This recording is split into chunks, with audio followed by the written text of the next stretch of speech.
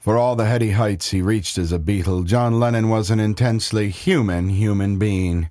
It's curious, of course, that such a pronouncement should have to be made when discussing the life of a contemporary composer, but such was the power and glory of his accomplishments that people often find it difficult to understand that he lived, tried, and died just like anyone else.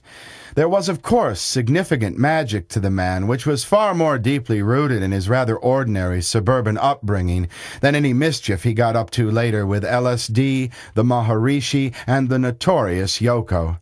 I've spent a lot of time just walking around John's old neighborhood in Woolton, and have come to the conclusion that, like the alchemist turning ordinary metals to gold, Lennon had the unique ability to distill his dreamy compositions from the breezy day-to-day hum of post-war Liverpool into the majestic brain candy we revere today.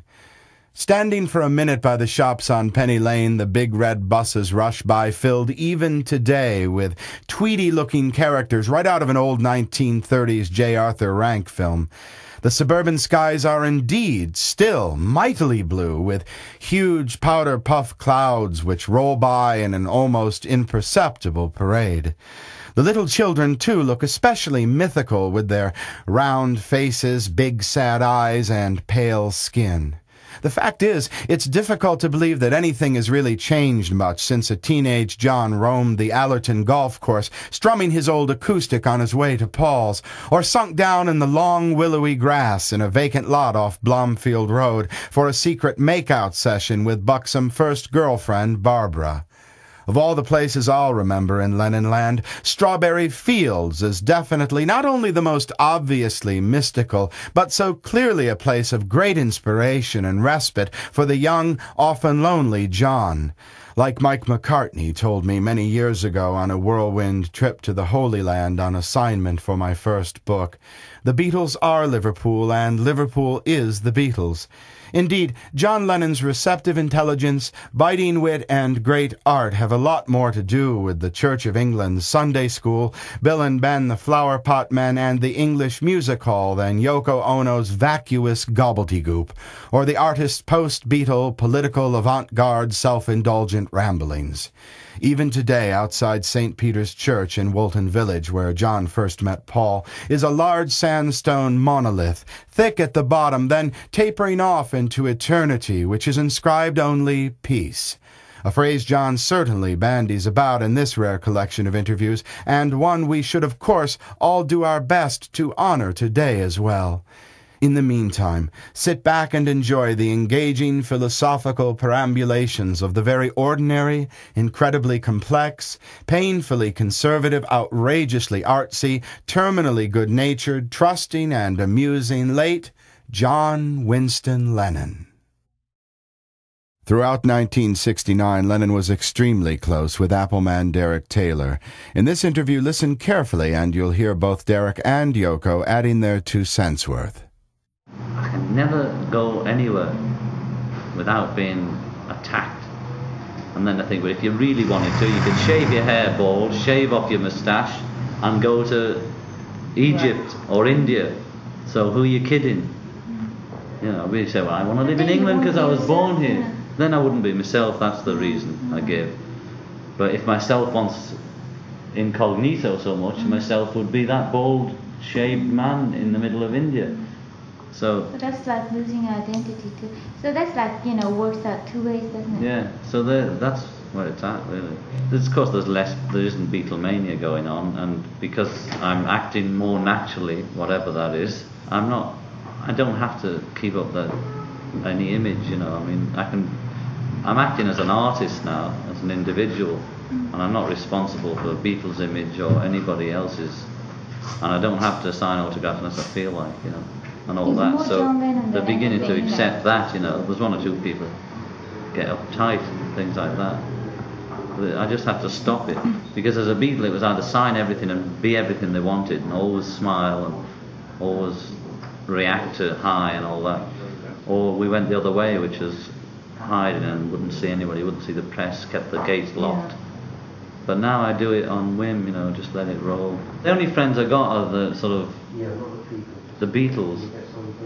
And the Derricks and the Neil and the Peter Brown have been with us over the years, and a few more people have picked up, you know, here and there. But people can be hangers-on and friends, you know. I've had hangers-on that have been friends that have dropped off, you know, because we didn't have enough to give each other. I must have something from a friendship, you know. And we picked up a few new ones, sort of from Yoko's side of life, that are so determined not to be hangers-on. They don't want to know. They pretend Beatle doesn't exist. Well, Derek sort of put in a nutshell the other day, really. He said a good, intelligent friend, whether he worked for us or not, which he would be, you know. I mean, there's certain things I'd ask him advice on, you know, and discuss with him, or be pleased to see him about, you know. But you've got to have a hook in friendship. It's not really enough just to... There's got to be some good thing you can get going on. Yeah, when you're older, there has to be, because when you're younger, all it needs is somebody to go to the pictures with, you know, or get pissed with.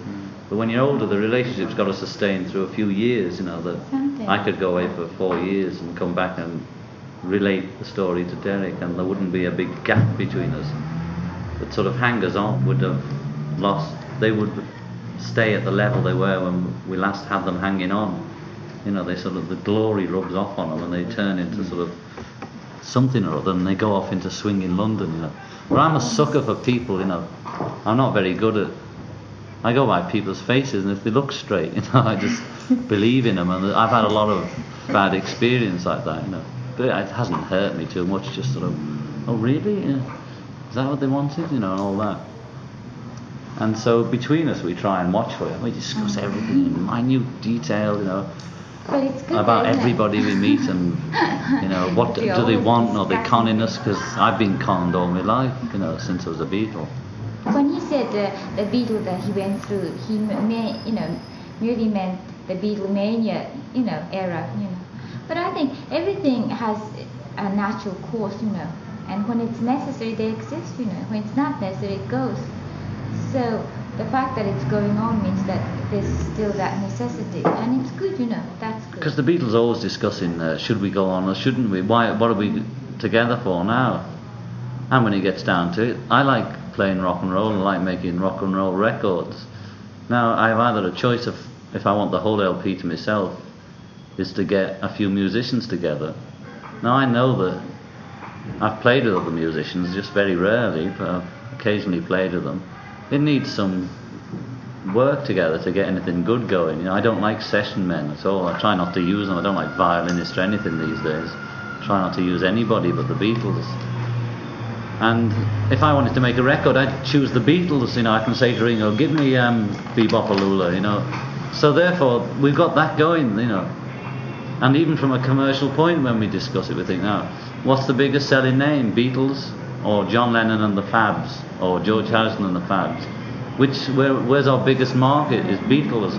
Who are our closest friends? Beatles. Who do we have most arguments with? Beatles. So Beatles is it, you know.